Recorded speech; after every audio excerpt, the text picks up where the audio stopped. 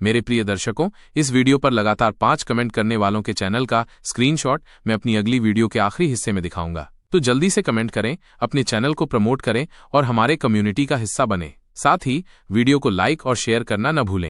कुलगुरु की बात सुन राजा भोज कुछ शांत हुए और बोले, ठीक है, मैं भी तो जानूं आखिर सच्चाई क्या है।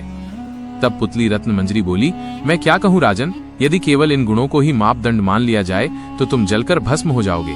जब तुम विक्रमादित्य की संपूर्ण कथा सुनोगे तब तुम्हें खुद पर लज्जा आएगी और तुम जिस जीवन को महान समझ रहे हो तुम्हें ये तुच्छ लगने लगेगा। और रही बात हमें और इस सिंहासन को नष्ट कर फिर से धरती में गाड़ने की, तो हमें कोई भय नहीं राजन।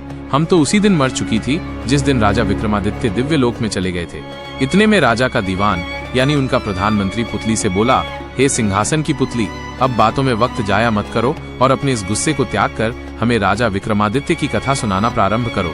तब प्रथम पुतली रत्नमंजरी कथा कहना आरंभ करती है। तो सुनो राजन, एक राजा की 4 रानियां थी। राजा गंधर्वसेन जात पात में बिल्कुल भी विश्वास नहीं रखते थे, इसलिए उन्होंने उस समय समाज में मौजूद सभी 4 वर्गों यानी 4 जातियों की कन्या से विवाह कर लिया। उसकी 4 रानियों में एक ब्राह्मण, दूसरी क्षत्रिय, तीसरी वैश्य यानी बनिया और चौथी शूद्र यानी मजदूर जाति से थी। उसे ब्राह्मणी से एक पुत्र हुआ जिसका नाम ब्रह्मजीत रखा गया। क्षत्राणी से 3 बेटे हुए, एक का नाम शंख, दूसरे का नाम विक्रमादित्य और तीसरे का भरतह रखा गया। वैश्य से एक लड़का हुआ जिसका नाम चंद्र रखा गया और शूद्राणी से धनवंतरी नामक पुत्र हुआ। समय बीता और उसके सभी लड़के जवान हो गए।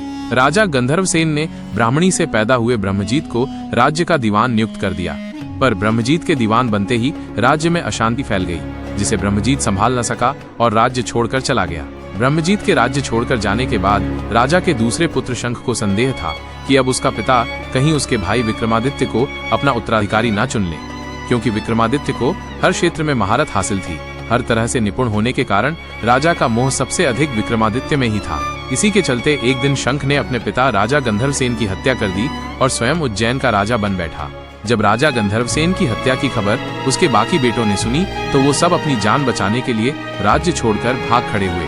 विक्रमादित्य को जब अपने भाई के इस कृत्य का पता चला तो उन्हें अपने भाई पर अथाह क्रोध आया, पर समय की नजाकत को भांपते हुए उन्होंने बुद्धि से काम लिया कि अभी समय उसके पक्ष में बिल्कुल भी नहीं है। सारा राज्य काज, शस्त्र बल इत्यादि उसके भाई शंख के नियंत्रण में है। अंततः समय अनुकूल न होने के कारण विक्रमादित्य भी उज्जैन को छोड़कर जंगलों में चले जाते हैं। सबके जाने के बाद शंख आराम से उज्जैन नगरी के ऊपर शासन करने लग जाता है।